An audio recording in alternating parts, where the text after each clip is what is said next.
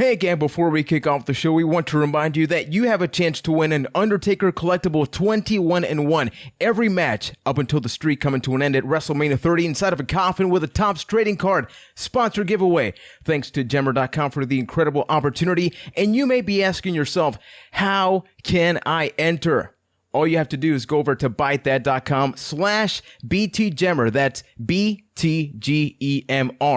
And sign up for your chance to win. The sponsor giveaway runs all the way until March 6th, and the winner will be announced right here on the podcast on March 8th, so good luck. Share your collectibles also, and they may be featured in a future video on our YouTube channel. So with that being said, let's get to the show.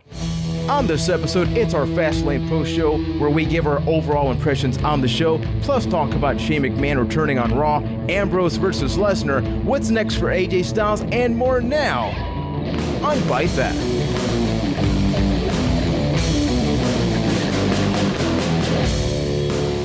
Welcome everybody to episode 131 of Byte That's weekly wrestling podcast, the place where we talk about the world wrestling entertainment and the latest occurrence, including now Shane McMahon coming back. You never know what to expect, what is going to happen in the WWE. Thanks for tuning in and checking out the show. Remember, we are available every single Tuesday night. We are on iTunes, Stitcher, TuneIn Radio, ByteThat.com. And if you want to see us on video, if you want to see our ugly mugs, hopefully not ugly, head on over to our YouTube channel, youtube.com/ByteThatCast. My name is Juan Velez. I hail from San Juan, Puerto Rico, and as always, I'm joined by the full team. Ryan McNulty from Boston, Mass. Hello. Keith Poshik from Winnipeg, Manitoba, Canada. Guys, hello. We got a pay-per-view, we got a Raw, and we got a thing that we probably never thought was going to happen again in Shane McMahon. But how was your weekend? Were you good? Good? Weekend was pretty good. Yeah. Weekend was all right. There was a pay-per-view in it. There was really a wanna- pay-per-view. There was a pay-per-view. You know, just to go back a little bit, I never really liked that saying anything can happen or expect anything in the WWE, because for the most part, we know what to expect. It's not like, oh, anything can happen except It's like for an the asterisk. It's except for the one occasion where things go crazy and then everybody's like, "Oh my god." But for the most part, it's all pretty But did you expect it? key. You know, maybe not. Exactly. So, guys, Okay, well played. there's a lot to talk about. Of course, as I mentioned before, Shane McMahon, there's the possibility of having Dean Ambrose versus Brock Lesnar happening at WrestleMania. But first, let's talk about Fastlane. A lot of things to mention about it. But first, per tradition, your overall reactions. Let's start with Mr. Keith. Did Fastlane feel like an episode of Raw Yep. to you guys? Yes, it's probably Ooh. the most Raw pay-per-view I've ever seen, and Especially not in that the- third hour. Oh my god, that was rough viewing. But yeah, I mean, Fastlane was all right. There was a couple of good matches. I wouldn't go as far as to say it was a good pay-per-view, but it was a pay-per-view with a couple of good moments. yeah, I gave my full thoughts over on the YouTube channel, youtube.com/ByteThatCast. Cheap plug. And yeah, this pay-per-view just did not do it for me. It had its moments with Kalisto and Del Rio, Ziggler, Owens, and I actually liked the main event. And about that, quickly, I didn't even get to see Kalisto versus Del Rio because they promoted it as a match for the network, right, for Fastlane. But I was playing Jackbox Party Pack with Keith, so I missed it. I didn't know it was going to be on the pre-show. What the hell? That's why you gotta watch. You need gotta to watch the pre-show, whole man. 5-7 hour thing that they have going Man. on Well, actually, that day. I guess the pre-show starts at 7, right? I never tune in until 7:30, though. They don't usually do the match until then anyway, so. But it was a big match for me. I also thought it was like a Raw. In your case, Keith, you hit the nail on the head last week when talking about Fastlane, stating that it felt unnecessary. Largely, Oh god, was I right? yeah, largely I do agree, because if you told me that I have to go back and watch a specific match because, you know, it was great or something like that, I honestly can't pinpoint a match. I know the three of us actually listened to the Stone Cold podcast with Wade Keller, which anybody that does not listen to that episode, you really should. And he talks about in detail about some of these things and how even the best match in the show just had something off. For example, the main event, it just ended really quickly. It was a really short main event. Keith, you and I were watching the whole show together, and sorry, Ryan. And yeah, now you know. But we were watching it, and we were like, man, this main event is going to be rushed because they have no time left, and the show ended 15 minutes before usually scheduled. Yeah, I was kind of baffled because you think, oh man, they're short on time or something, and they were trying to fill time by bringing out like the social outcasts and stuff like that. That edge segment. You thought that was gonna have it. The social outcasts are a true thing. You thought that was there to maybe bring you up to the up to the 11 o'clock ending with the main event. But it ends up still ending. So even with the filler, it still ended 15 minutes early. So that's how little content they actually had ready for this show. I mean, the timing must have been off. They could have easily given some of these other matches a little bit more time. Yeah, and you mentioned the ending to the main event. That was a weird ending. I did not like it at all. It just seemed so rushed, and chair shots. Let's have a talk about chair shots for a second here. If somebody hits you with a steel chair, sell it. Don't just get up after 3 or 4 chair shots and then spear somebody for a win. That seemed so rushed and so crazy. I did not like the finish to that match at all. Honestly, I thought that was a recurring theme in the entire show. Let's go back to Brie Bella versus Charlotte. And Keith, you knew I was calling this out, almost nitpicking during the match. But even Stone Cold, for example, and all of them were talking about it. So in that match, that leg. Yeah, like Brie Bella's supposed to be hurting with one leg, right? Oh, so she's just going to support the weight with the leg that's supposed to be hurting. Now, maybe it's just me, but she was supposed to use the other leg. Yet magically, she was better at some points. Magically, she was not in others. Dolph Ziggler and Kevin Owens had a decent match, but it felt like all these matches, they needed to just get so many moves across that they just did not have any time, especially with the main event that you brought up, Keith. Especially with the main event where, okay, so there's a big spot. Dean Ambrose just kills Brock Lesnar with chairs with Roman Reigns. Oh, the match is over. I thought that was going to be the third part of the match, right? Not the conclusion of it. Yeah, if there was a kick out there and it went on just a little bit longer, then I think we're talking, this is a great match, not just a good match. It really just felt weak. It felt weak that Ambrose was just one and done after this, one spear. If it just needed a little bit more extra to really put it over the top. Now that I'm really thinking about it, the 2 times that Dean Ambrose and Roman Reigns have faced off against each other, it's ended that exact same way. I think Ambrose kicked out of one spear at Survivor Series. Maybe? No, but I mean, like, it felt in the way it ended the same way in the way that the match felt short and rushed. Yeah. Yeah, it seems like they don't really want to give them time because that could be a few down the line. Maybe even this year. I brought it up on last week's show that I think that's going to be the feud of the year that's going to be happening after WrestleMania. So maybe they don't want to give anybody any sort of preview. So it's just going to be a move that takes the other guy out so we don't have that stare down. Even when they were at ringside, like Brock Lesnar's down, let's do the power bombs, a couple of moves, but then eventually it would be about Brock Lesnar again, right? And I really enjoyed that, the fact that they treated Brock Lesnar as the final boss. Dean Ambrose and Roman Reigns could be wrestling during the match, but they see Brock moving just a little bit, and they got to stop because they know the deal. How do you not use the third table, though? Right. You use the first. You got 3 tables, and you use 2 of them. How do you not use the third? Maybe was it the about Spanish pairs. announce table too? Was the only one that survived? I think so. No, I think so. The third one is now. Is it Russian? Well, I forget. There was the German announce table, but German, right? The Spanish one is usually the one on the furthest to the left or whatever. Well, maybe it got promoted to the middle once they added that third one. It's true. That would be a story though if the Spanish announce table was the only one that actually survived this time. Yeah, it's a weird, bizarro. That should be like a kayfabe news article or something. Okay, so because we're going to talk about this a little bit more during Raw, I just want to give quick reactions. 1, 2, 3. Ambrose does not kick out Roman Reigns, Triple H on the road to WrestleMania. What was your reaction then? Expected. Like, okay, yep. I didn't get mad either because I love how so many people, all the internet fans, I know I'm one of them, but I went in knowing that Reigns was going to win this match, so I wasn't setting myself up for disappointment. Sure, they gave us some hope with Dean Ambrose, but at the end of the day, we all still knew what was going to happen. Well, at least two of us still knew what was going to happen. Yeah.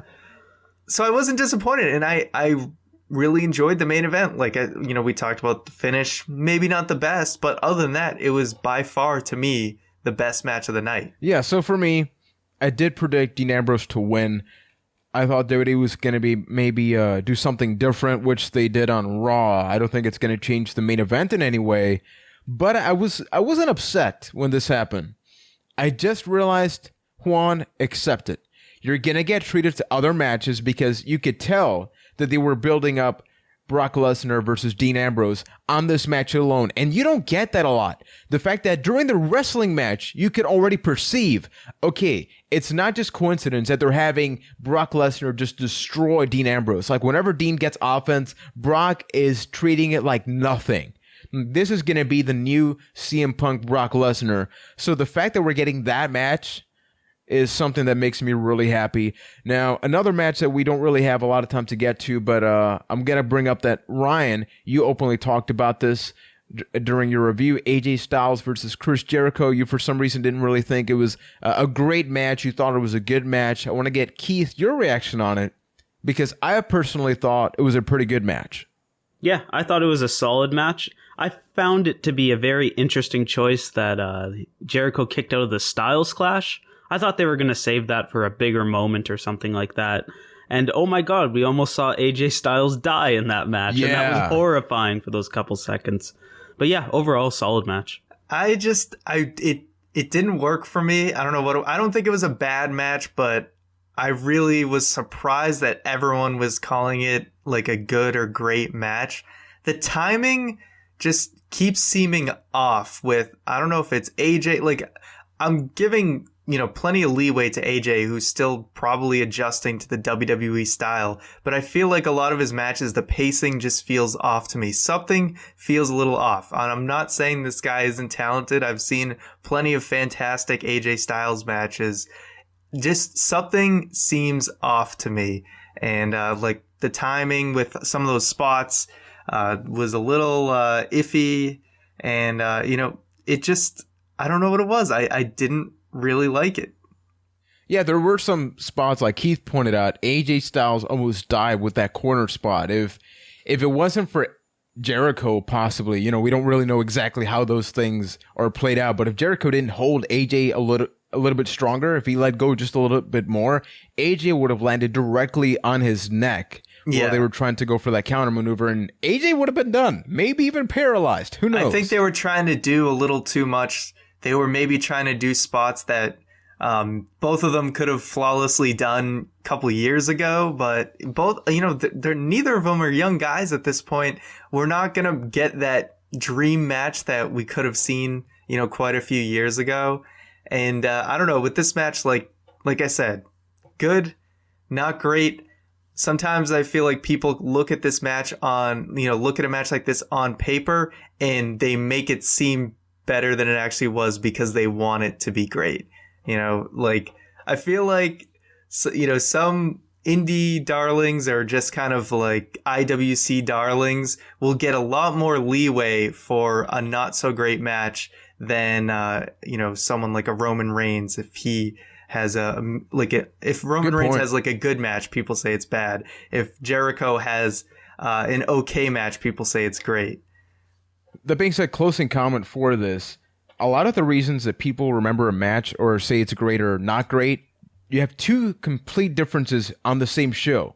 You look at the main event, right? We thought that was going to be the beginning of the end, not the end. And we were sort of disappointed, not in the fact that Reigns won, but the fact that there was just no conclusion, right? No climax to it. But with this, the selling during the Calf always Crusher, got to have a climax. Yeah, exactly. You need to. So with this, you had the Calf Crusher, is formerly Calf Killer, And just the way that Jericho sold it, you saw that he was upset. Like, damn it, I gotta tap out. I don't want to tap out. I don't want to do it. And the face that he was making, he was all red and finally tapped out. That made the match for me, because that solidified that if this feud came to a close at Fastlane, you can tell that AJ was the better man, not just because he got the 1, 2, 3 or the submission, but because the other guy had to give up, and you could see it in his face, and I appreciated that. Ryan, you're our designated Bray Wyatt expert, right? Not resigning. No, don't resign here. But you're our Bray Wyatt expert, right? If you want to call it that. Yeah, or, just say you are. Let's say the last one that has hope. Or Bray Wyatt apologist, or I don't know. Yeah. Because people that listen to the show already sort of can get an idea that we were upset the fact that the three guys lost at Fastlane. I know Bray Wyatt was not directly involved. I just want to know from your perspective, is there any positive that you saw out of the Wyatt family losing at Fastlane? Let's not talk about, hey, what they lost. Sell me on something good about that. There's honestly nothing good about it. When you thought they were finally going to build them up, what we've seen at, TLC and Royal Rumble, making the Wyatt family seem somewhat unstoppable, and they were beating up the Giants all throughout Raw. They lose to Big Show, Kane, and Ryback, guys who haven't exactly been positioned very high on the card recently. And even if Wyatt's not directly involved, it still makes everybody look bad. It still continues the thing of Bray Wyatt talks a big game, but never really delivers. It's just depressing. Like, these guys should be so much more, but they're just not. They're a joke at this point, and it's laughable that they would lose this match. It makes no sense. As soon as the loss, even before I saw what transpired on Raw, I knew that Lesnar was off the table for the Wyatts. There was no way that if they're going to lose to these guys, that they're going to be taking on Brock Lesnar at WrestleMania. And as we saw, that's clearly the case. It's unbelievably sad. Unfortunately, it does seem like the Wyatt family is coming to an end, whether people care about it or not. Because I think that Brock Lesnar versus Bray Wyatt was the saving grace. It was the one thing that many people didn't even want, but everybody sort of agreed. At least give him something that we know he's going to lose even then against Lesnar, but give the guy something, right? Yeah, but one thing that I think could actually save this is acknowledging defeat. Bray Wyatt should be cursing out, Braun Strowman, Luke Harper, and Eric Rowan. He should be cursing them out, saying, you didn't do your job. Why isn't he angry about this? It was just business as usual on Raw again. If there was some follow-up, you would at least feel like, okay, at least they're going somewhere with this loss. But nope. Honestly, at this point, I will be surprised if Wyatt has a match at WrestleMania that isn't in, the Battle Royal or something. Isn't that crazy? Isn't that ridiculous? Yeah. At the end of the day, it really just comes down to the thing we talked about months ago, which is consequences. Have some consequences with Bray Wyatt. Win or lose, have it mean something. But at the end of the day, it's same business as usual. Talk a big game, lose. Talk a big game, maybe get a mediocre win. That's it. Nothing evolves, and the Bray Wyatt character just means nothing at this point. Okay, so I feel like we need to give some positivity. I get the feeling that many people, not just us, were not exactly thrilled with what happened at Fastlane. And WWE, with the way they kicked off Raw, it seems like they knew before even Fastlane happened that was going to be the thing, and they were hoping that this the Vince J. McMahon Award, the Legacy Award, right, that it was going to change things up. A lot of people didn't think it was going to be a legitimate award. It wasn't. It was going to be handed out to Stephanie McMahon. We start this whole thing. Now, before it even goes into the traditional authority opening up Monday Night Raw segment, here comes the money, guys. Here we go. Money talks. Here comes the money. I'm not going to sing the rest of the song. Shane McMahon is back in the WWE. Yeah, that was pretty bad. Shane McMahon, one of my favorite wrestlers. It sounds crazy to say, but you guys know, anybody listening for a long time, that I'm an avid fan of Shane McMahon. His feud with Kurt Angle. He's now involved in the WWE scene. To conclude what happened, for those that have not watched Raw, basically the rivalry, the storyline now is that something happened, that Vince McMahon was in trouble years ago, that Shane helped him get out of it, and apparently the whole deal was that Shane could get control of the WWE or become in charge of WWE. Stephanie didn't know about that. I'm just gonna, like, a slight parenthesis. Holy crap. Talk about trying to justify this, right? Just, hey, this thing that happened years ago. Right? Like, pardon my language here, but this is the most wrestling storyline I've ever heard. Yeah. Like, I've got something on you. You want something from me? We're gonna have a match at the big event. It's just bleeds wrestling.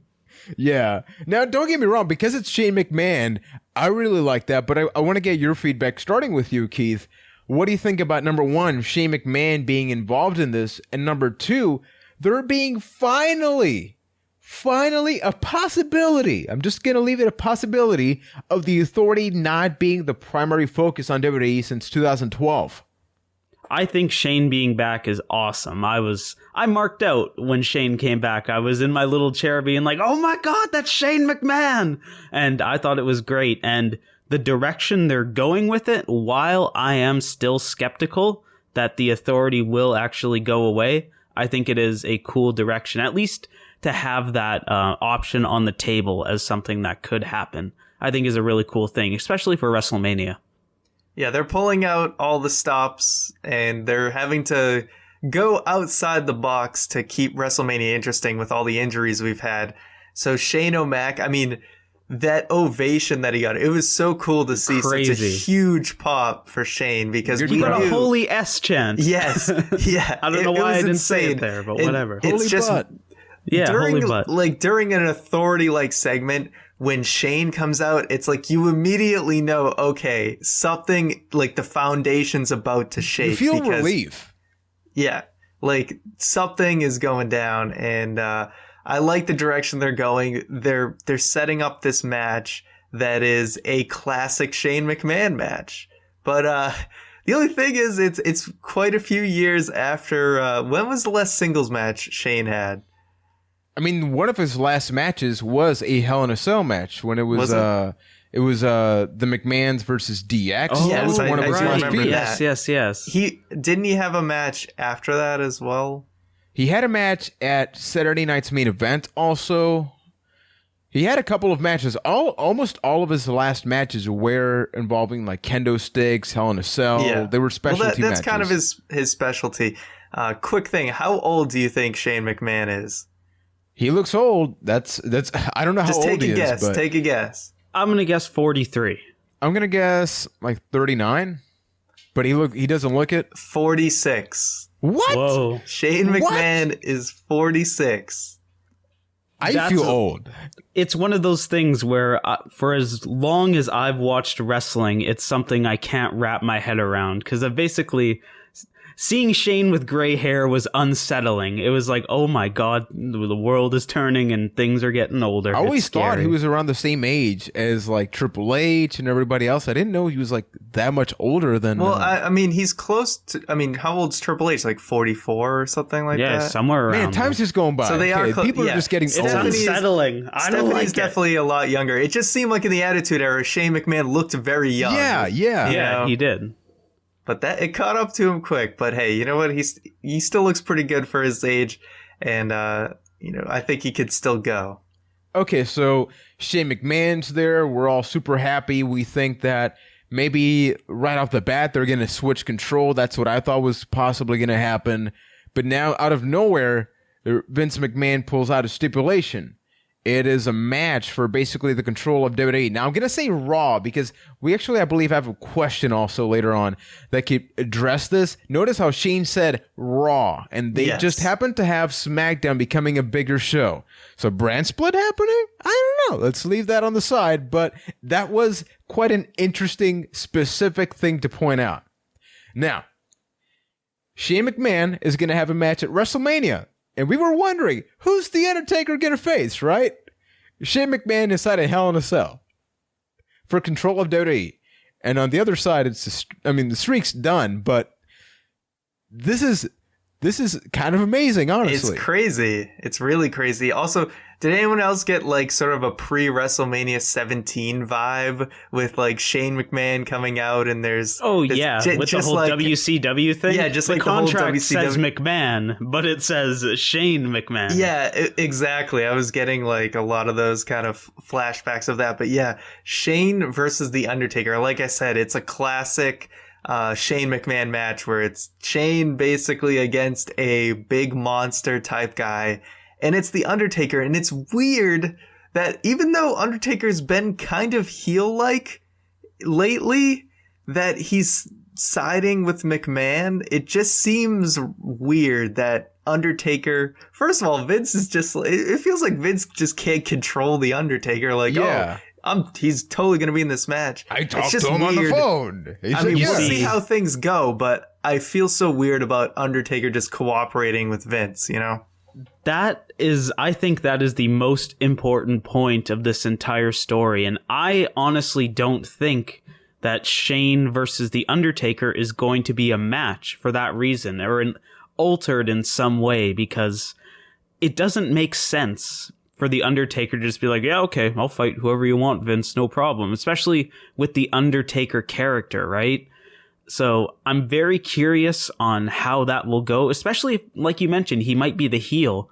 If this is The Undertaker's last WrestleMania, he's going to be a heel in that match? Vince is going to have to get the urn. Something like that's going to happen. Something like that. This is going to be the future WrestleMania. I believe it was a couple of weeks ago we were saying, every match feels kind of normal. Like, we may get specialty matches, but there's no specific match where you know the crowd is going to be invested. And usually it's about The Undertaker. With this, it is almost like the HBK Undertaker retirement match where, you don't want the guy to be retired. You don't want you want Shane McMahon to control Raw, but in order to do that, he's got to beat Undertaker. But then I don't want Undertaker to lose. But then if he wins, then Shane's not in charge of Raw. So it keeps the crowd really interested in this. And actually, I do think there's a storyline reason as to why Undertaker may want to do this. Because he can openly, number one, go heel. It's great. He should not become a charity case. Because any match that he has at WrestleMania now as a babyface... Kind of a charity case. Yeah. But now that he's a heel, he has a purpose. His streak may have come to an end, but he can actually make a change in the WWE. He can take Shane McMahon out. So basically, instead of a change, he's going to try and keep things the same. But he has power. He has an opportunity to do something because the streak's done. And it can become about that. Vince can brainwash The Undertaker. And instead of just having, who's The Undertaker going to face now? Now the conversation switched to, man, if Taker beats Shane... that means the authority continues to exist, and I don't want that. You've justified Undertaker having another match at WrestleMania, and you've also justified losing at that match inside a Hell in a Cell. Both guys are older, and that can play to it, although it's weird how the last match Taker had was a Hell in a Cell match against Brock. Yeah. So, I don't know. It's weird. And they can always play to Undertaker in, behind the scenes has always been super loyal to Vince McMahon. So they can kind of find a way to kayfabe that up and play that off. He's always stuck with WWE and he's always stuck by Vince McMahon. So he supports him here. Two quick things. Number one, starting with you, Keith.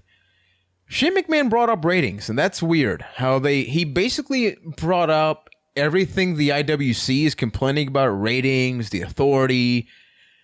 Did you like that, or do you think it was weird how as a company they would openly acknowledge that? I think it's smart, just because, okay, this whole Shane thing is happening over here, but the Roman Reigns thing is still happening in the main event, right? So you basically give people an out so that, oh yeah, the Roman Reigns thing is going to happen, but hey, here's Shane McMahon, guys. He's your champion. He's the guy that you want to focus on. So I think using Shane to play into that and all of those things that like everybody's saying, I think it's a really smart decision. So moving away from the Shane McMahon situation, you're getting your wish, Keith, and I believe I wrote this to you during Raw, where you wanted to have a big, large build for WrestleMania matches weeks beforehand. And not only do we have the main event match for WrestleMania set between Triple H and Roman Reigns, I know he's quote-unquote injured, that's not going to really change things. We have the Hell in a Cell match, we have Charlotte going to be defending as well, and now we have Dean Ambrose versus Brock Lesnar, no holds barred street fight. Do you like this? I'm so excited for this match. I immediately thought of CM Punk versus Brock Lesnar back at SummerSlam, and I hope this match is something along those lines. Once it became clear, I realized that like Dean Ambrose is probably the perfect opponent for Brock Lesnar, especially in like a street fight environment. So yeah, I'm very excited, and I think it's cool that they've really been building this match since right after the Rumble. It's a neat little thing. This is the best thing ever for this WrestleMania. Ambrose, I feel like this will do so much more for Ambrose than any world title match. What's going to happen is this is a win-win situation at WrestleMania. Ambrose will not win this match, but it does not matter, and that's what's so great about it. Lesnar wins, and Ambrose is going to look like $1 million. This is basically going to be Ambrose's WrestleMania 13 for Steve Austin, where he's going to get his ass whooped, but he's not going to, he's going to keep fighting until he literally can't fight anymore. He's going to look like the toughest guy in the world, and everybody's going to eat it up and love it. And the fact that it's a really good analogy. Yeah. I mean, the street fight is sort of an equalizer so that he can kind of hold his own. As you can see, when he tried to German suplex him, Lesnar, it did not go over very well. So you throw some weapons in there to kind of even it, just like they did with CM Punk. And you got yourself a hell of a match. This is my match to look forward to for WrestleMania. And I think Ambrose is going to be so over after this that... Like he could skyrocket to be the star. I mean, he could totally outshine Reigns here. WWE knows there's potential because it's not coincidence, right? This was not an overnight decision, at least that I would think, right? Well, it was a relatively recent decision if we all expected the Wyatts to be involved with Lesnar. That's true. That's true. As of the Royal Rumble, that seemed to be the plan. So this was a relatively recent development. But I'm just going to say, like, within the past 2-3 weeks, we've thought about the possibility of this match happening. Yeah, we have Bray Wyatt they heavily focused on this going into Fastlane. Exactly. How funny is that the Wyatt family eliminated Brock Lesnar from the Royal Rumble, and then a few weeks later, it's just, okay, whatever. And honestly, at this point, I'm perfectly okay with it. It could be just how...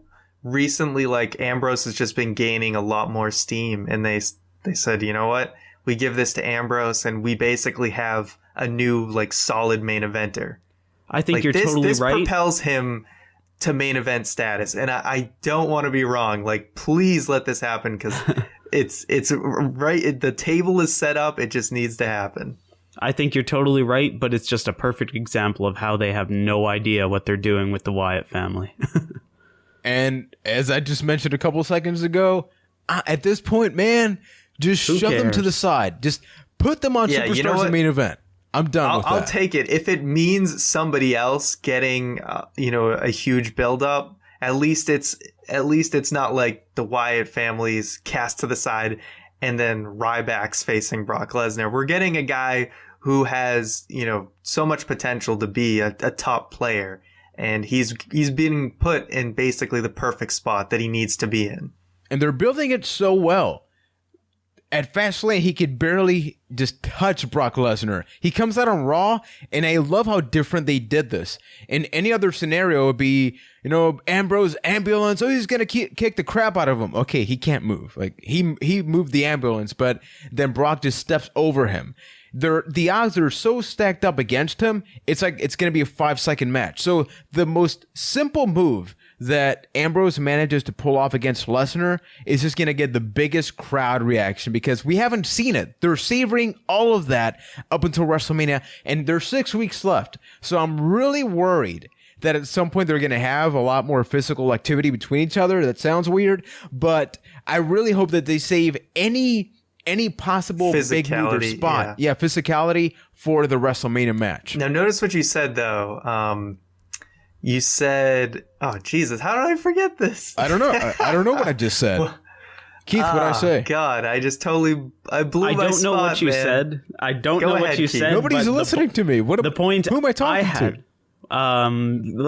You know what? I got nothing for that one. But nonetheless, oh my God. what I was going to say was, it almost makes sense now why Brock has been around so much lately, because now Brock Lesnar can go away until WrestleMania and it'll totally be all right. Like if Brock Lesnar isn't on another show until WrestleMania and they just have Dean Ambrose almost doing what Wyatt did with The Undertaker last year. Just Ambrose saying like, I can't wait. Like he sees his opponents being exactly like Brock Lesnar. He's going to do to his opponent tonight what he's going to do to Brock Lesnar at WrestleMania. What are we talking about? I remembered it. Dean Ambrose. I remembered it what? Though. You do? Okay. Yes. Uh-oh. I was going to say, notice what you said. The odds are stacked against him, and we're all okay with it. It's not he's going to overcome the odds. You know why? Because it actually feels like the odds are stacked against him. So that's Brock what I really like Lesnar about it. is the final boss of the WWE, and we don't know if Dean Ambrose can go head to head with the final boss. Yeah, I sounded like the biggest dope. Like, oh, good point. Notice what you said. Wait, I don't know what did you said. say? Good point. Amazing point. I got it though. I got it. It's all that matters, baby. Exactly. Gang, there's a lot of things happening. We also have a lot of things happening over on our YouTube channel, youtube.com/ByteThatCast. Last week, I was not able to provide a Lucha Underground review, but I do have a review of episode 1 and 2 up on the channel. I will do my best this week to cover episode 4. I watched episode 3, little tidbit, best episode of the season. That main event between Prince Puma and Pentagon Jr. You said Prince Pretty there? Almost. Tyler Breeze, man. He should go to Lucha Underground. It would probably work for him. But I have a question. What up? As somebody that has not really watched Lucha Underground, is Prince Puma just King from Tekken? Let's go with that. Why not? Okay. Although, continue. Does he sell the shoes too? No, but if you meet a machine named Cage, he can probably be King from Tekken and then some. That guy's just a beast. I would love to see King Cage is the versus Panther Brock Lesnar. dude, right? I got the right dude? Nope. No, you're talking about Prince Puma. You got that name right, but Cage. Okay. Cage is somebody that you got to look at. People just look at that guy on Google versus Brock Lesnar, fantasy match warfare. That'd be great. Speaking of fantasy, new episode of Fight Night happening That this segue, though. week. Thank you. New episode happening this week. Last time I was able to interview Dandy. We got some action. People escaped capture. We had a chicken that was captured and he was released into the world. Run, chicken, run! And Keith was nowhere to be found. Remember, the giveaway is happening. We have a video on the channel that's also pretty fun, where we do show and tell. We show off our favorite WWE collectibles. We also want you guys, whether you check out the channel or not, to send us a tweet, ByteThatCast, with the hashtag BTGemmer, BTGEMR. Once you sign up for the giveaway, you tweet us to your Gemmer account, and we're going to make a special video highlighting some of your favorite collectibles. So it's an incentive. You get a chance to win an Undertaker goodie, and you get a chance to be on a video for the channel. With that being said, guys, Roman Reigns. Let's talk a little bit about this, The right? guy with the biggest pecs. Roman Reigns. What does he get all of, Ryan? Lots of sex. All right. Oh, yeah. Okay, because I feel like with one thing or another that we brought up on the show, people get a feel about our excitement level when it comes to Ambrose Lesnar in contrast to Triple H Reigns, right? That's sort of like, fine, that's main event, we accept it. But this Raw, the main event, just, I'm honestly confused as to who is going to be cheered on this match, because they beat Reigns down, right? The whole thing is that he got a broken nose because of the whole beat down. They even used fake blood on that thing. But Triple H was getting cheered like hell. I mean, the man was over. Like, he did the whole like machine gun pump or the shotgun pump thing Roman Reigns does, followed by the cocked suck it. his fist is what you were cocked his going fist. for. Yeah, sorry. So there's that thing, and How do you expect to not get cheered doing that, though? Like, mocking somebody and then doing the suck it taunt? Like, you're gonna get cheered for that. Exactly. Which, keep in mind who we're talking about. It's not just the WWE champion. It's Triple H, the COO, who's going to be defending against Roman Reigns. So can somebody explain to me how that is supposed to make Reigns be cheered for WrestleMania? Because I don't get it. I honestly can't. You know, I really enjoyed that last segment because it just felt like a good old-fashioned Triple H beatdown, but it didn't make any sense. You're just playing into the whole everybody's gonna boo Roman Reigns at WrestleMania. You're making it seem cool for them to just go there and boo him out of the building and just ruin the moment. Exactly. I think they kind of wanted to show some vulnerability. They don't want... I guess you can't have Roman look too strong, although that seems like an impossible you task. you already are too far gone in that fight. Yeah. It's an interesting dynamic. I mean, this match is going to happen regardless. I don't think they care at this point who even gets cheered and who gets booed. As long as they position Reigns as the guy, there's still going to always be a legion of people who will accept that and who will like Reigns. And I think they're just saying, hey, you know, people are going to cheer who they want to cheer. If people want to cheer Triple H, fine. We're going through with it regardless. So while we're talking about the segment, we actually have a question that was brought up by Mr. Barnaballs. Balls! So Keith, could you read that quick? Oh, yeah. Get me off my game here. Yeah. Barnaballs asks, did seeing Byron Saxton give Reigns the packet of blood make you find the closing segment much less enjoyable? Yeah, for reference, there's a video going on the net about Byron Saxton handing him a blood pill or blood packet. That's basically what he used, and everybody's treating it as if it were real blood. As a matter of fact, if you go to the YouTube channel and WWE, they have the video in black and white because they're selling the fact that it's blood. Did that take any of you guys out of the experience? No, because it was really easy to tell that it wasn't real blood. It was too bright to be real blood during the, I noticed that right away. And, you know, it's a show. Sometimes I thought it was cool. You got to see how the show worked a little bit there, and they got caught. So I didn't mind it at all. It's probably better that Roman didn't get busted open the hard way, really, for, Roman's health. I actually totally did not notice at all the whole slipping the blood pill or anything like that. So I legitimately thought that Reigns got busted open for real, and it did actually add to the effect of things for me. It made the beatdown seem a lot more brutal, and then to actually hear about the blood pill thing. First of all, we had talked about the use of fake blood a couple weeks ago. I'm not sure if it was an SRT or if it was on the podcast, but we talked about how if you use fake blood, chances are it's either gonna look bad or people are gonna be able to tell, which sure enough, eventually it got revealed pretty easily that it was fake blood. So that's one downside to it. But it's very interesting that WWE actually consciously decided, hey, we're gonna use blood here. It's weird. I can't remember the last time that they purposely used blood, fake or not. Yeah, and I remember having the conversation, and one of our concerns was that, parents may see fake blood, but they treat it as real blood.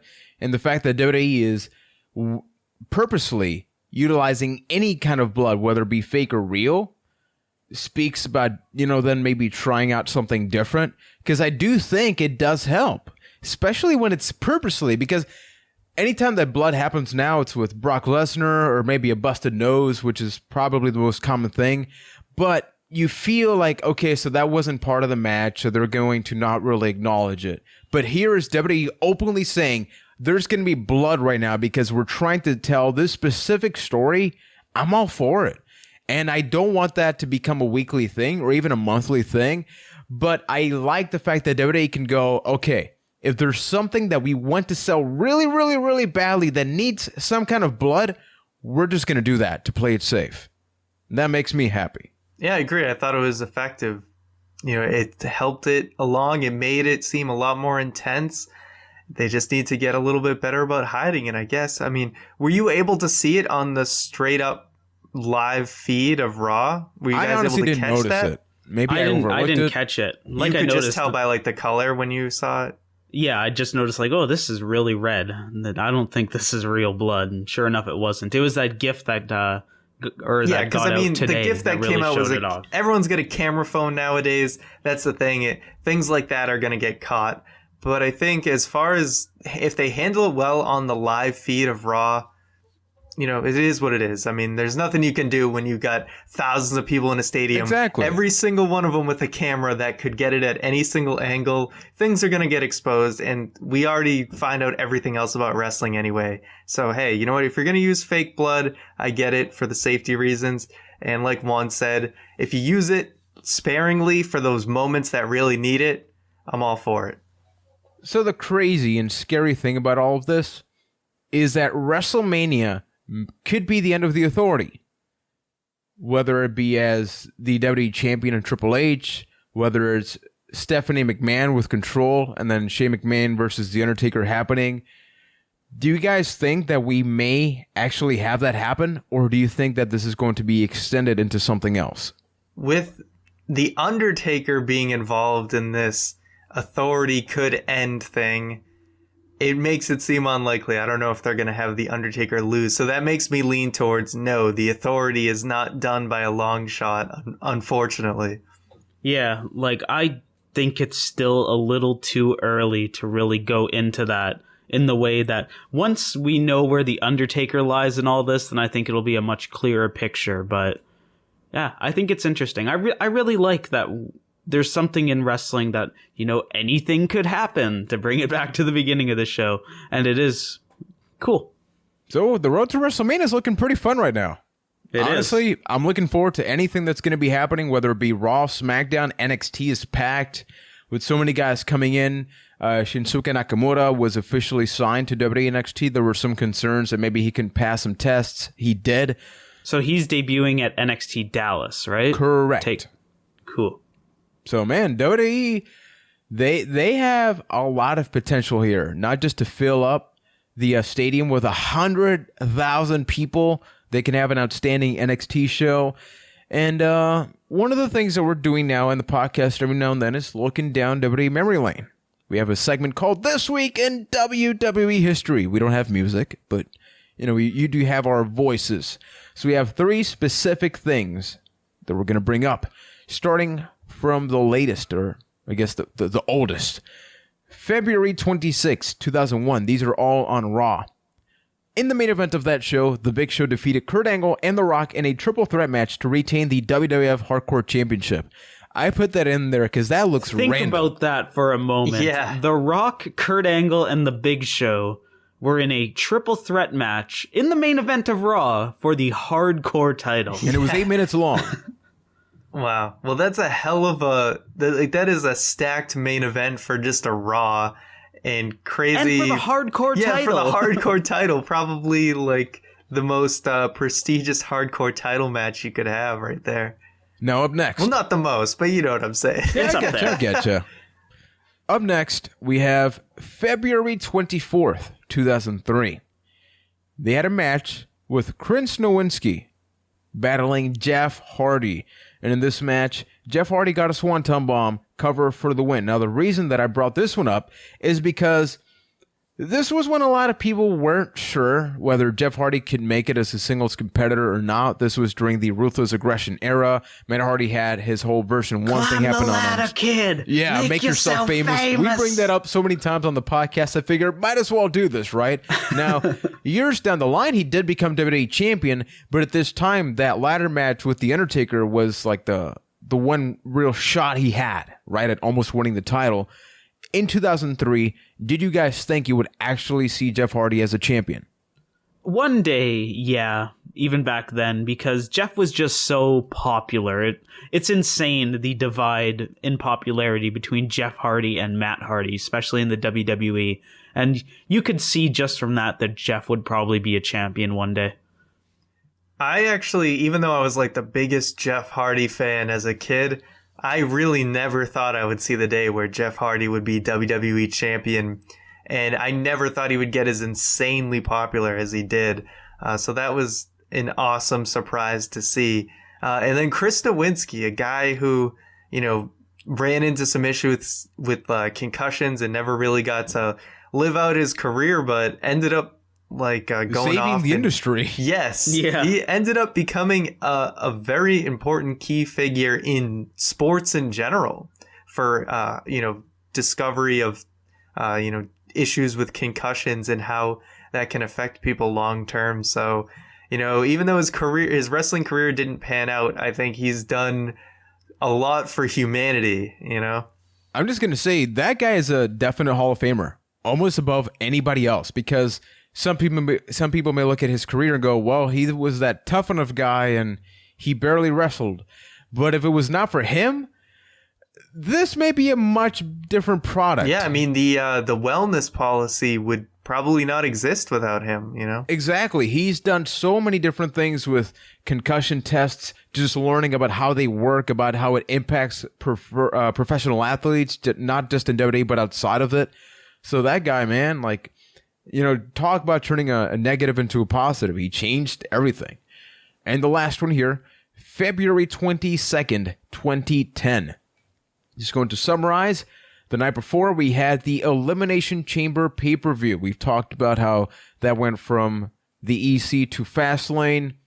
This was a year after Shawn Michaels lost to The Undertaker. Shawn Michaels interfered during a match at the Chamber, which caused him and Undertaker to have a promo during Raw, effectively solidifying their rematch at WrestleMania, where the stipulation was that if Shawn Michaels loses, he was to retire, which, we found out was an amazing match, but he lost and did retire. What did you guys think about this promo? Try to sort of go back in time. Were you excited at the sight of seeing this again?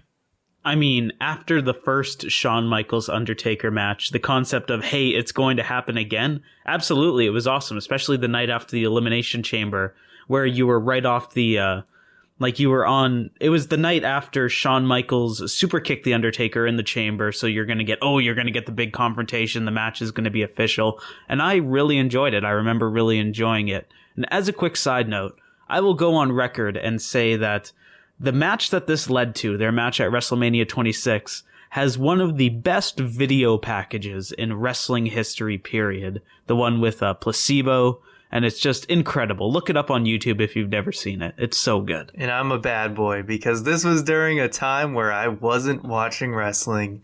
Shame on me. Shame. Did you watch the match at any point, though? At WrestleMania? Believe it or not, God, I'm going to get crucified for this. Call his ass out. You need to watch that match, right? We will watch it with you. I've heard that 25 is better than 26. Yeah, but it's still a great match. The first one I thought was great. I should probably see both of them, right? Yeah. Shame on me. Although that tombstone at the end, man, crazy stuff. Yeah, basically I've seen a lot of the video packages, but shame on me. These are some of the greatest WrestleMania matches ever, and I'm a slacker. So for those listening, if you like this segment, definitely let us know either by email, bytethatcast@gmail.com, bytethatcast on Twitter, drop a comment on YouTube. But the added bonus here is that you get the deal, right? Week comes up, we bring some things up regarding that week down in memory lane. So if you guys actually have anything that you know is going to happen or happened around the week that we're recording a podcast, let us know. Send us a tweet saying, hey, can you give a quick comment about X or Y match that happened in 2003, 2005? Just something that can give us a perspective, not just a random match, but like the Jeff Hardy thing. It can make us think, what do we think about things then as opposed to now? Send us a communication and we will give you credit. Now, guys, you know the deal.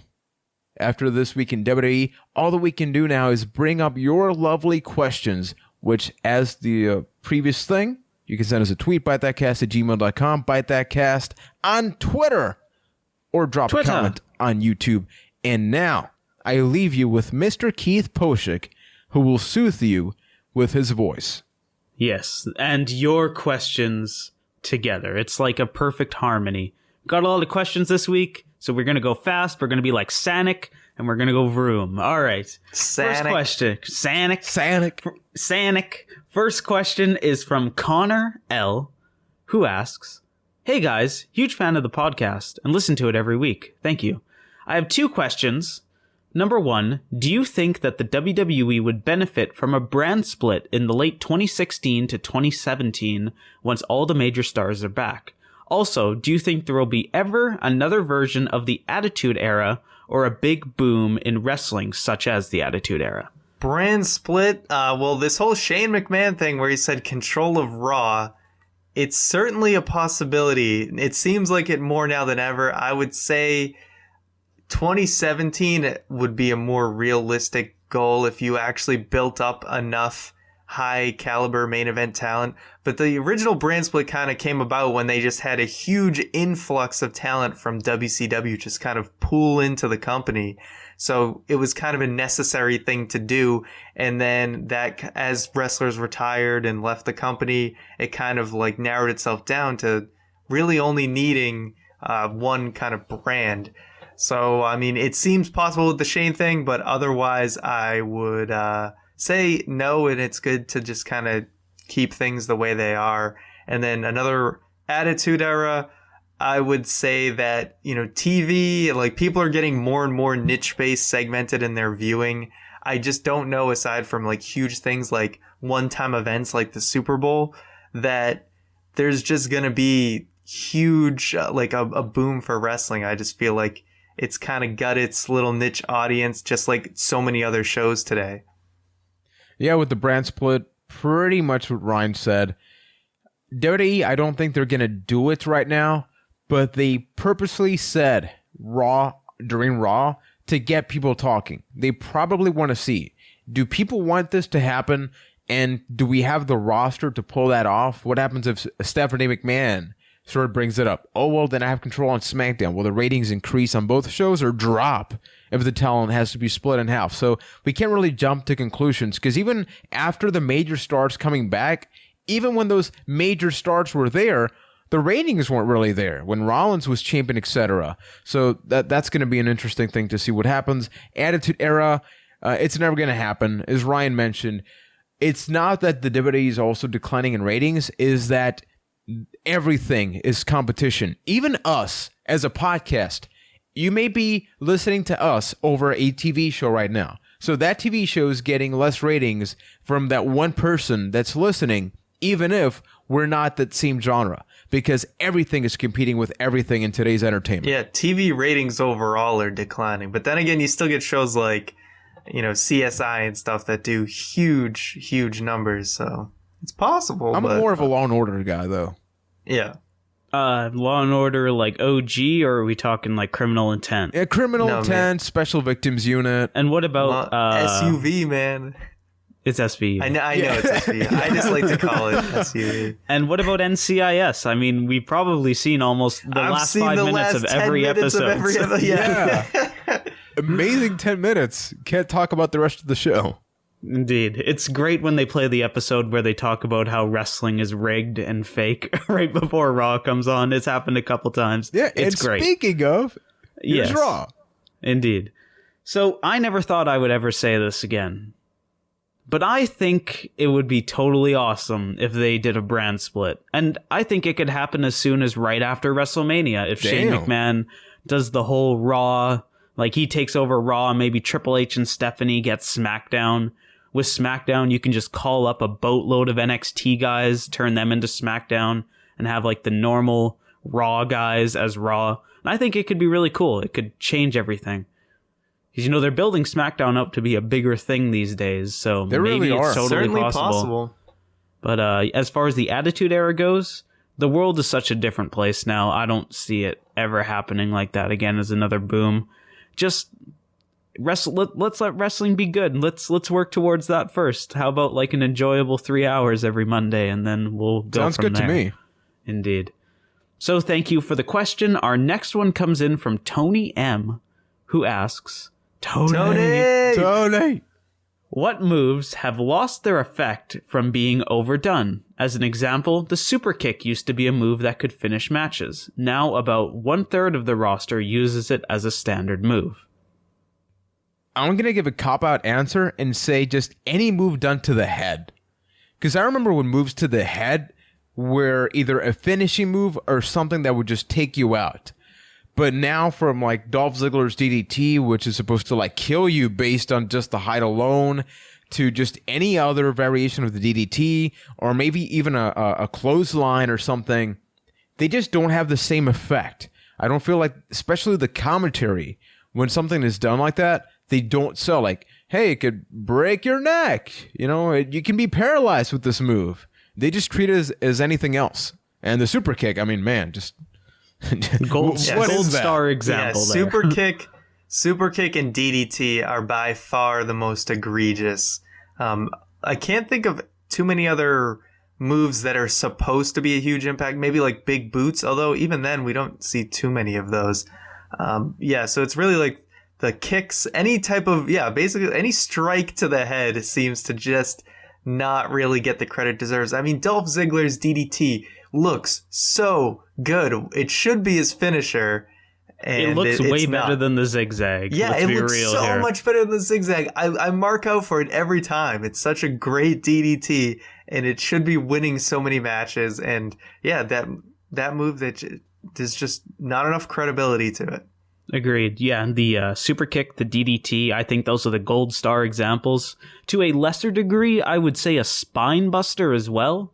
Yeah. Or what about a spear? Sorry to cut you off, but a spear no problem. with so many, with Big Show and Charlotte doing spears too. I think it's definitely like the spear still ends matches, but it's definitely being tainted. It ends by the matches fact that for other one people person. use it. Yeah.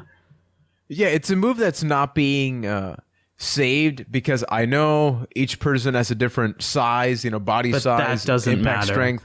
Because But, by that logic, the Big Show should be finishing matches with spears. Yeah, because we saw three people do spears on the same show. It kind of amazes me though that their top guy, their alleged top guy, has a spear as a finisher, and they're letting two other people do the spear. It does seem super weird. How would you feel if when in the Attitude Era, two other people were doing the Stone Cold Stunner? I mean, look, when Shawn Michaels Vince was the do top stunner, guy. I guess, When Shawn Michaels was the top guy, how many other people used a super kick? Nobody. Yeah. That's interesting. Interesting. Maybe So Reigns needs to assert himself. Indeed. Or the Roman Empire. He's got to look strong. The Roman Empire's just got to rise up, look strong, and just take it for himself. Punch! Oh, so thank you for the question, Tony. Our next question comes from Cynical Cypher, who asks, what do you all believe is the most cringe-worthy line/segment on WWE programming in recent memory? Now I'm going to skip ahead here and talk about some tater tots and move on. You stole my answer. Yep. So this is J4 Gaming a Jace, correct? Yes. Yes, okay, but now right, he is the Cynical Cypher. He has transcended Rest in the peace, J4. Yes, And he has pepperoni. transformed. I That cry every time. has to be. And also, the cringeworthy segments are definitely Charlotte and Brie Bella, and just how Charlotte has to enunciate everything. Because I'm the Divas Championship. Champion. No, she's not the title. She's... Go on, Ryan. Go on. Go on. Yeah, Brie Bella just talking anytime ever. There you go, cringeworthy. A couple of other ones that rapid fire. Vince McMahon fumbling with the Royal Rumble thing. When he was doing or trying to pull Roman Reigns' name. That Ryback stuff when he was super depressed, that was kind of cringy in its own weird way. But yeah, there's been a few examples lately. Way too many. Or even parts of that Cutting Edge Peep Show were oh man, parts of it, yeah, all of it, the whole thing. Yeah. Oh, like that the was New bad. Day, man. You think you could rely on them, but they didn't really help that segment out too much that time. Mm-hmm. And maybe I'm saying this a little too soon, but I think we are getting dangerously close to that line where the New Day might be considered cringeworthy. We're getting closer and closer every week. Here's Don't let me down, man. Here's my two quick answers. Whenever Charlotte and Brie are on screen, or primarily Brie talking, I just sort of tune out at this point. I'll be very honest. I even did that during Raw. I barely remember a thing that was said because I've just come to accept. If I just think that I'm just not going to enjoy this, I'm just not going to focus on it. And back to Fastlane, we had New Day, right? With that segment with Edge and Christian, which was cringeworthy. And afterwards, we got the Social Outcast immediately afterwards. Two very similar things. I don't care what anybody else says. Come on, think about it. The Social Outcasts are basically a slightly modified version of the New Day at this point. They kind of are. They're using the New Day formula, even down to talking their way down the ramp. Yeah. So the fact that you have both at this segment after segment, no. Bo Dallas is still gold though. And just think, you guys, Fastlane ended early. Yep. Chew on that for a moment. But thank you for the question. Our next one comes in from Cody Collier, who asks, what match are you looking forward to most of the 3 WrestleMania main events confirmed, and why? Ambrose and Lesnar, because it's going to be the most kick-ass street fight I think we're going to see in a long time. So by far, by a mile.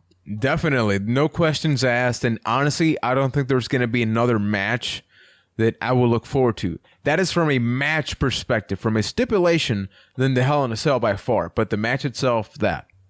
Like I've been saying for the last few weeks, Brock Lesnar is something special, and we're never going to get another Brock Lesnar in this lifetime. And this is going to be a match that just showcases why I love Brock Lesnar so much. I believe that in my heart of hearts, and I cannot wait to see Dean Ambrose versus Brock Lesnar in that street fight. I'm so excited for it. And you just can't hide it. I am about to lose control, and I do think I like it, but nonetheless, thank you for the question. Our next one comes in from Robert, who asks, hey guys, when is your guys' pick for the Seth Rollins return? He really hopes it's soon. So timetable, I guess, or show. Yes, I'm going to say SummerSlam. Jump ahead. I'm just going to agree with you and say that seems like a good time. They could try and get some hype for a Battleground or something by having him come back for one of those, because SummerSlam, people are going to want to watch it anyway. So if you put him on his return for a B show, then it might get some more hype for an otherwise unhyped show. Yeah, it's got to be Battleground. I see Shane McMahon gaining control, and Seth Rollins is one of his guys that he's going to bring back, and that is the perfect excuse for a babyface turn. Juan is fully bought in on the brand split at this point. Yeah. Or brand split, or just Shane McMahon is it doesn't necessarily mean that brand split is happening if Shane wins. It's almost a babyface totally Authority meets SmackDown 6, if that makes sense. It's kind of like the Invasion angle, except it's all WWE. Yeah. There's Team Shane and Team Authority. Exactly, and I just don't want Team Authority. If they stretch this out to Survivor Series, oh no. No. Remember, they only book Survivor Series build-ups on pay-per-views that aren't called Survivor Series. Sure enough. And more that I think about it, what's the pay-per-view before SummerSlam? That's Night of Champions, right? No, I think it's Battleground. Is it Battleground? Okay, because we go Extreme Rules, Payback, Money in the Bank, Battleground, SummerSlam. Oh, okay, because that's probably the pay-per-view is going to come back. maybe not be in a match, but they'll start building up towards SummerSlam, and then SummerSlam will be his big return match. Yeah, Night of Champions is after SummerSlam in September. Gotcha. That makes sense because Brock Lesnar defended the title at Night of Champions. Okay, yep. Checks out. So thank you for the question. Our next one comes in from NKBE1324, who asks, with WrestleMania around the corner, which WrestleMania had the best build-up?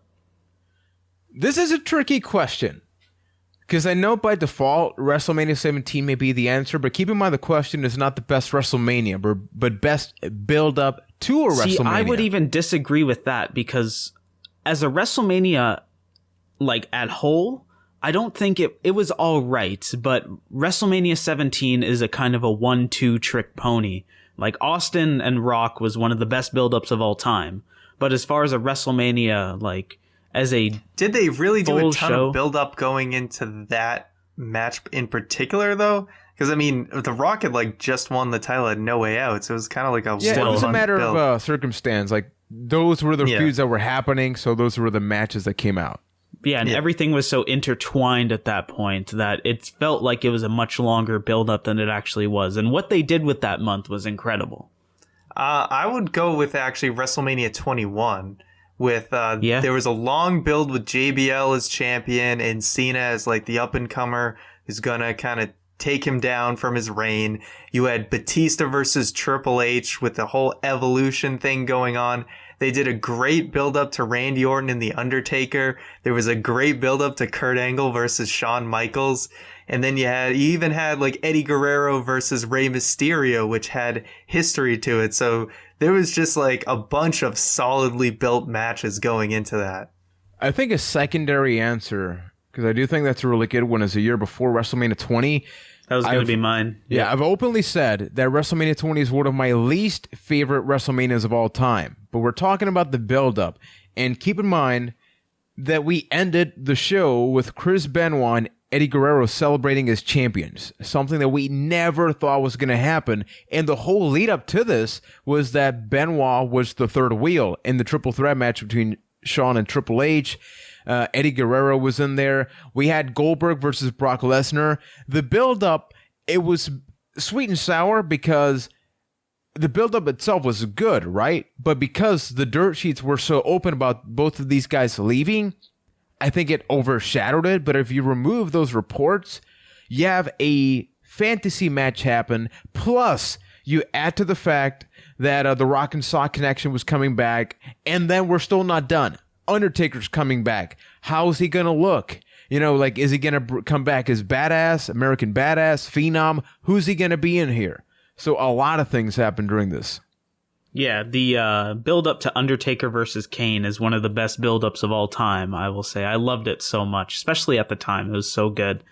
Well, because you took my answer, I'm going to use my secondary answer, which would be WrestleMania 28. I thought that was an incredible build with The Rock versus John Cena back when it was once in a lifetime. The Hell in a Cell match between Triple H and The Undertaker, that build was incredible, the end of an era. Even like Daniel Bryan versus Sheamus, it ended up being what it was, but it was a pretty good build up. We were there. Dang it. Even like Team Johnny versus Team Teddy was not a bad build up. It was a weird match, but it was not a bad build up. But the build-up was there. CM Punk and Jericho? CM Punk, Jericho, exactly. It was a very well-built WrestleMania. That was an underrated rivalry. I want to go back to that. Agreed. So thank you for the question. Our next one comes in from Ollie Batista. Fresh Toast 6000. Who asks, how many more times will Dean Ambrose drive an ambulance into the arena for the remainder of his career? A lot more times. They keep going to that well of, if Ambrose goes to a location, he has to drive the vehicle of said location back to the arena. If he gets arrested, he comes back in the paddy wagon. If he goes to the hospital, he has to drive an ambulance back. It's a little hokey, and they could have done with him. It's very hokey. They could have just done with him like driving up in any car or whatever. But I guess if he comes back in the ambulance, it's like, oh yeah, he's coming back from the hospital. It was just, it's a little cheesy, but other than that, Ambrose was still a badass coming back, just having the crap totally kicked out of him and still coming back for more. It's going to keep happening, but it did seem like a parody of himself because this has happened so many other times. If this was the first time, I thought it would have been cool because it's Brock Lesnar and it would have felt like something special. But instead, I knew that was going to happen before it even came out because we had seen it before. So it almost seemed like a joke instead of a serious or cool moment. Yeah. It's one of those things with diminishing returns, and it gets worse and worse every time it happens. I don't like it. I think it's hokey. I've always thought it's hokey. And to like legit answer the question, how many years do you think Dean Ambrose has left in his career? Let's say 5 to 10, times that by about probably 3 times a year, and that's your answer. A lot of ambulances. Maybe he finally gets a license to drive those legally, and then it just stops happening. Yeah. And then it's not special, and then he has a nice career after wrestling. Yeah. Yeah. Good job, security. Indeed. So thank you, sir, for the question. Our next one, I'm going to hand it over to Ryan because, it got asked on his fancy, what was the pay-per-view that just happened? Fastlane review. Thank you. Yeah, that you can find at youtube.com/ByteThatQuest. Ryan, what's the question? We got VIP WMD, so very important person, weapon, mass destruction. Okay, I have a question. I'm from England and a massive WWE fan. I've watched for years, 10 plus. I've never been one for watching other wrestling promotions. They don't get much promotion or coverage over here, but as a massive WWE fan, I love Roman Reigns, as do a lot of people here. I don't understand why Americans refuse to get behind the person WWE are trying to promote. It's like you're fighting a company you love. Just go with it. Just go with it. Might be a culture thing. We seem to warm to him a lot more than you do. So yeah, was just wondering what's up with the Roman hate. Is it because he doesn't have a deep wrestling history? He does have a long lineage in wrestling history, so I don't think it's that at all. I think it's a combination of many things, but nowadays fans don't like to kind of go with what WWE wants them to like, and they can kind of sense that. And if a build seems very forced, then people shy away from it. So I think that's why a lot of people over here don't like him. I mean, if you think about it, we have this anti-authority angle where it's Roman Reigns taking on the authority, but it's very much the opposite backstage where the authority is completely behind Roman Reigns and they want everyone to like him so bad. And I think everyone kind of sees through that, and that's why they don't like him. And it doesn't help that, Roman Reigns, his character is a little inconsistent. They want him to be the funny guy. They want him to be the badass. They won't kind of just let him be him. I feel like if Reigns was completely on his own, I think he'd be a little bit better off. But I feel like they're overproducing him to try and be too much of John Cena and too much of so many different things that his true personality and who he really isn't really coming across well. We're not really seeing the real Roman Reigns. Plus, in this generation, really more than any other, there's so many strong personalities around Roman Reigns that those guys could easily take that Roman role, and I think it would be way better. People like Dean Ambrose, even Seth Rollins, even though he was champion for most of last year, Kevin Owens, those guys could easily fill the Dean Ambrose role. And the fact that the company is like, oh, hey, this is who you're going to like. You're going to have this moment, and it's going to be with Roman Reigns. Doesn't matter what you guys want. We're behind Roman. Got to make Roman look strong. And I think that's why he gets some of the backlash that he does. Yeah, there's a lot of answers to this because you can have the people that will just boo whatever a company wants you to like. Culture is a big thing. Like I mentioned when WWE had a live event down here, Roman was getting booed out of every building that he was on a Raw. But here in Puerto Rico, which is part of the U.S., he was getting cheered bigger than John Cena, bigger than The Undertaker. So culture, I really do think it does play there. I can only answer personally, and for me, I just think it's character and consistency and pretty much everything else Ryan said. Like, just have him be a badass. Just no tater tots. Just leave them for breakfast, not for promos. Exactly. No scrotum talk, no tater tots, no fumbling with belts. Just let Roman be the silent strong guy, and then everybody wins. But thank you for the question. Our next one comes from It's EJ. Hey guys, great show. Here's a question. Much like the question about Kevin Owens last week, do you think that Bray Wyatt will become champion in the next year or ever? Definitely not in the next year at all. God, have they just ruined... I've talked enough about Bray Wyatt. I think you guys know how I feel. Basically, it's possible, but not within the next year. I agree with what Ryan said, but I'm just going to go with Keith's quick answer of no. No, no. I don't see Bray Wyatt being champion ever. It's weird with his character. They've basically shot him into the ground as hard as they can, and wouldn't surprise me if he never wins the title. So thank you for the question. Our next one comes in from Slayadex23, who asks, what's your least favorite finishing move? And you can't choose the leg drop. Probably the zigzag. Oh, I think man. It's total crap. Make it on the current DDT. On the current roster, absolutely the zigzag. If I'm allowed to choose any finisher, I'm going to say the overdrive or the complete shot, just because they're overused. Here's my actual answer, the dirty deeds.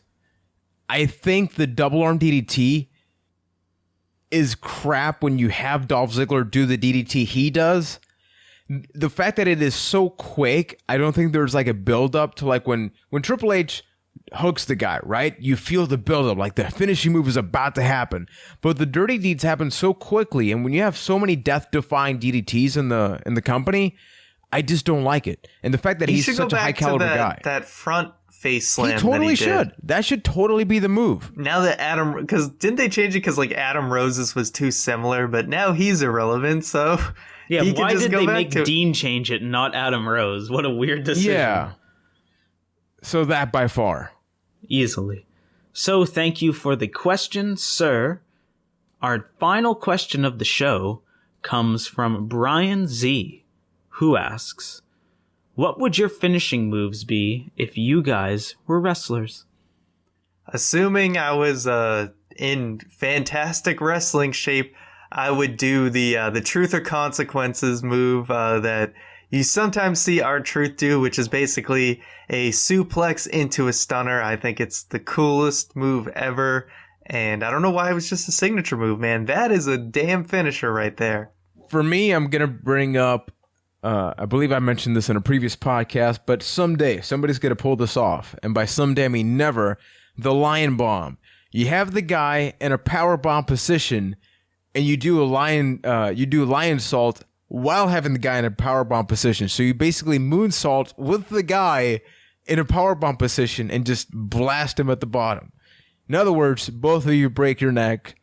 Everybody dies. Match never ends. Just don't do it. Realistically, though, it would probably be somewhat of the original Dirty Deeds. Like, I'm not a tall guy, so I would probably choose something that would be fitting to my character, whatever that may be. That or a modified version of the Imperitor that could be mixed up with that, like front-facing headlock driver. Mm-hmm. I've always been a big fan of cutters, so I would probably go something along the lines of a diamond cutter, especially like with the whole flapjack diamond cutter. If I could, let's say I was in amazing shape and could lift somebody that high and then hit him with a diamond cutter, I would definitely go that angle.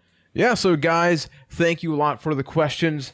Progressively, we're getting a really good problem to have. That is, we're getting a lot of questions. So sadly, this is the time where we can't promise we can get to all of the questions. But just that's blame okay. me. Just blame Keith for anything. Doesn't even have to be for the podcast. Blame Keith. Yes. Yep. So, let's make that a thing. If your question doesn't get on, just hashtag blame Keith. It'll make you feel better. Because why not? And he openly said that. No, but in all honesty, if your question doesn't get brought up, send it for the next show. If you think it's time sensitive, then definitely keep coming up with creative, awesome, sexy questions. And if we can also answer them via text, we will do so. And for everything else, you know the deal. Ryan is gonna go Super Saiyan on us. Super Saiyan God. It's over 9,000. Okay, thank you guys for watching. Why do I say watching? Why do I always do that? It's listening. With someday, your earbuds. Maybe there's video someday. Who knows what could happen? Anything is possible, like Kevin Garnett once said. Anyway, Thank you guys for listening to another edition of the Byte That podcast. Remember, we have our YouTube channel, youtube.com/ByteThatCast. Hit that subscribe button if you have not already. I don't know why you haven't if you have not yet, but we have tons more content beyond this podcast, including Fight Night coming back this Thursday. The season is back, and it's getting crazy, man. And the illegal. chicken is back. And then you can check out my Fastlane review. I give my full thoughts on that show if you'd like to see that. And Juan is going to be continuing his Lucha Underground reviews, so make sure to check those out as they are uploaded. And you cannot forget about our giveaway. Do you want the Undertaker 21-in-1 Collector's Edition DVD? It's a freaking coffin. Your own coffin. You can enter that and get full details at bytethat.com/BTGemmer. That's BTGEMR. So go over and do that right now. And of course, our social media, Twitter at ByteThatCast, Facebook.com/ByteThatCast. We got Instagram, Byte That, Wrestling Amino, Byte That. Everything else, go to ByteThat.com. So thank you guys for listening to this super sexy show. And we will see you next week.